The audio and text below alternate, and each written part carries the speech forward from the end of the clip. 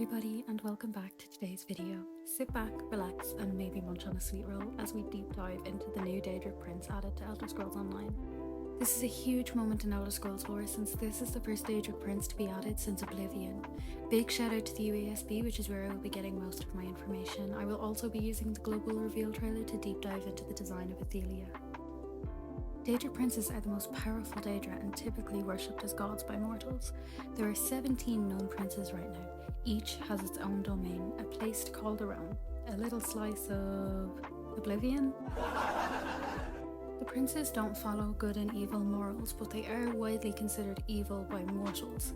This doesn't stop them being worshipped though, and statues being elected all over Tamriel in honour of the princes. They take likings to the people who worship them. They usually see mortals as playthings though, but tend to give their worshippers a little bit of leeway, but not always. So now that we have the basics of who the princes are, let's take a closer look at our character of the day, ITHELIA. From this point on, there will be spoilers for story aspects of Elder Scrolls Online, so unless you've completed the most recent story, Necrom, I would suggest playing that before continuing this video. So we first met ITHELIA in Necrom.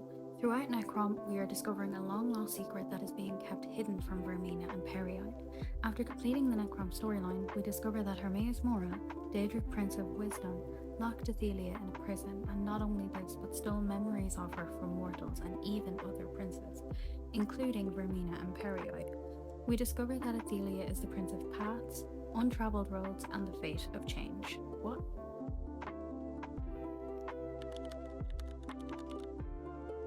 So we know princes have their own domains that they control in Oblivion, but this isn't where ITHELIA was. ITHELIA was trapped purposefully by Hermaeus Mora because he feared her power to change destiny.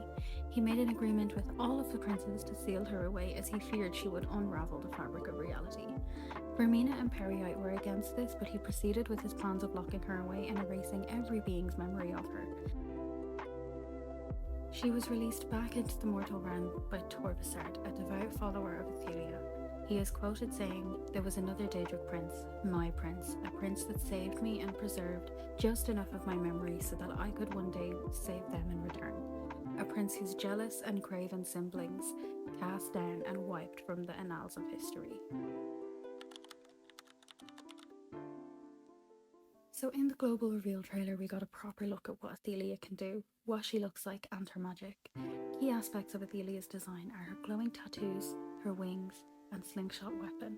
We also witness ITHELIA manipulating a mirror-like substance when she first escapes. This alludes to the Mirror-More dimension that she controls in Oblivion. She is also wearing a blue dress and has medium-length hair. Her magic has an orange smoky look to it, and she appears to be in her mid-30s in my opinion. This already reveals a lot to us and generates questions like why she has tattoos, and do they glow all the time or only when she's using her magic?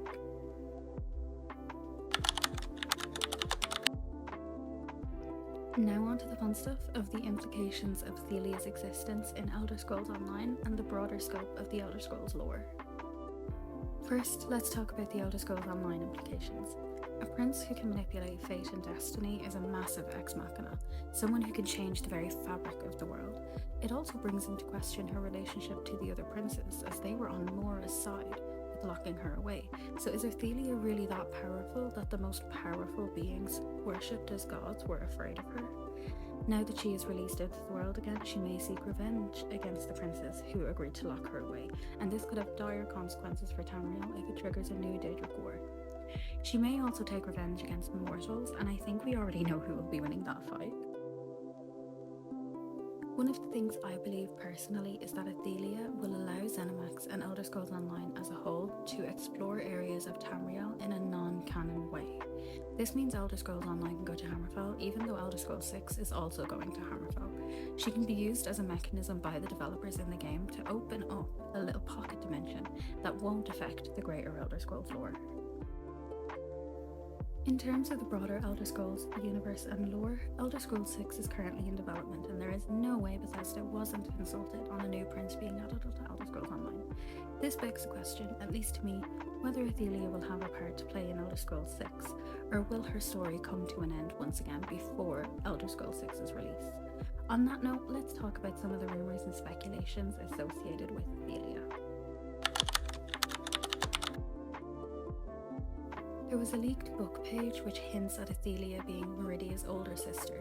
The language is very flowery and leaves a lot up to interpretation, but that's why this is in the rumours section. Many have also compared the likeness of Meridia having wings and ITHELIA also having wings. Meridia is also a Magni Gi. What this means is that she's a being who fled Nirn soon after its creation. It's quite complicated lore which I don't fully understand myself, but what is important is that these Magni Gi are associated with the stars and are called star orphans. Thanks to the user OMN1 for providing the Datamine on the ESO lore subreddit. It's a little confusing, but in short, it's a book talking about star orphan siblings. There is one particular paragraph that is very clearly about ITHELIA. It's quite long, but I wanted to include it anyway. There's words missing, but I'll do my best to fill them in. Let it be known that these sacred sisters followed the parabolas that led away from Magnus, and in so chose to let their light continue to shine upon us. The White Star, our prime Archon, Queen of Faith Unwritten, showed her the infinite abyss, indeterminate sea, revealed the indefinite limits of Lorca Purion to the four corners of Orbix Arane. Myriad kingdoms along innumerable paths at last came to the south, not only Annulacetus, harmony within duality, unity of opposites that contained starlight and endless possibility beyond cosmic interplay. He named her the colours of light, the madness of the time god, the first challenge of his shadow, who in nothingness saw those endless possibilities first, outside and separate from the Trinamach, yet crucial to all three. Linear time layered atop infinite possibility, thus did aka in the south, and yet learned why his insanity is all that it could be. By this lesson, adamantia, stable spire fixed by a stone, and nothing possible, cleaving a path through the everything to reach Numanesia. Thus we must, against man, that our violence might bring forth a numinous paravant who may be unbound hands echo forth the prime Archon's endeavour. So that is everything we know about ITHELIA as of January 2023. We are in for such an exciting year ahead in Elder Scrolls Online. With Gold Road releasing in June, the lore of Elder Scrolls is about to be changed forever. Let me know in the comments what you think ITHELIA's impact on Nirn will be. I'll also have links to all the resources I used in the description below. Thank you so much for watching. If you'd like to keep up to date with my art, you can follow me on all of my socials, which will also be linked below.